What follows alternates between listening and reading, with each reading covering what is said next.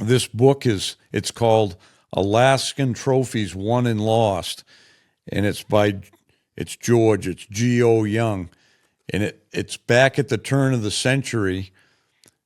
This guy got wanting to hunt in Alaska and Yukon. It was when people first started knowing there was moose and caribou and dall sheep and goats and all that stuff.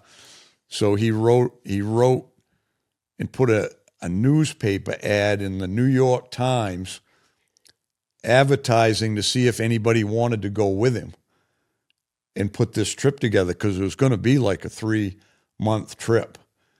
And they took he got a couple guys that wanted to go.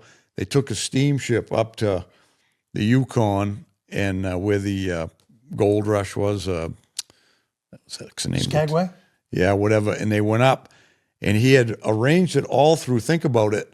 Nowadays, we just email people and stuff. It was all by letters, right? Or Western Unions or whatever it was.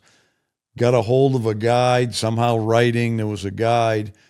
And they went on this big adventure that started in the Yukon, and the end of the trip was going to be, they was going to be so deep in there with a pack train, and then you couldn't turn around. They were going to be on the Yukon River and float it down to the seaport where the Yukon comes in and go back from there.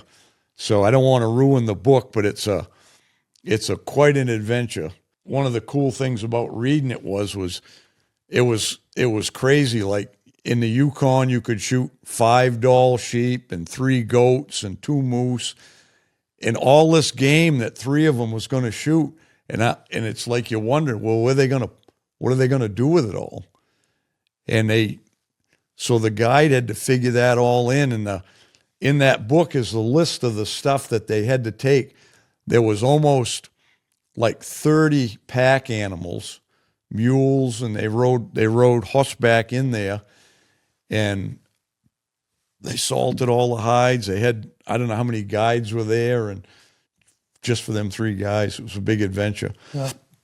But like you said, back in those days, it wasn't like you flew everywhere and you could be there and back in a few days. It took a lot of planning, and it was, even Jack O'Connor, I grew up reading all those, sheep stories about him. And, those guys they may take a train to, Edmonton if they were in Alberta or wherever they were in British Columbia, but then they might be packing in on horses for a week before they even got to sheep country. Yeah. One of the interesting things, there's lots of interesting things, but one of them was they had to stop for the night in a place. They couldn't carry any hay or anything for the horses. They couldn't take that. But there's a food that the horses up there, that's the only thing they can survive on. It's called pea vine. And they had to find pea vine before they could spend the night. And they had a cook and the cookies and all of that. And that they even was carrying a wood stove with them, a wood cook stove to cook on. Can you imagine that expedition like that? It was it's crazy to think about it.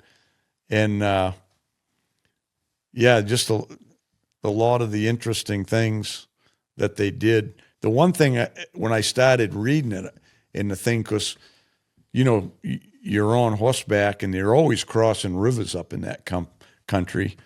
And sometimes the horses fell down in the water and you're soaking wet. And I'm thinking, how are they going to keep warm? They had wool. Everything they had was wool. And then, except they had these, back then the rain stuff was like a canvas, a waxed canvas or whatever. But just think about keeping warm, and they had just wooden matches probably, and must have had plenty of them. But yeah, big adventure. I'm going to have to get that book. I don't have it, and most of the books I'd like to have, I do have. If you like that, make sure you check out bigwoodsbucks.com for more content. And don't forget to sign up for our newsletter.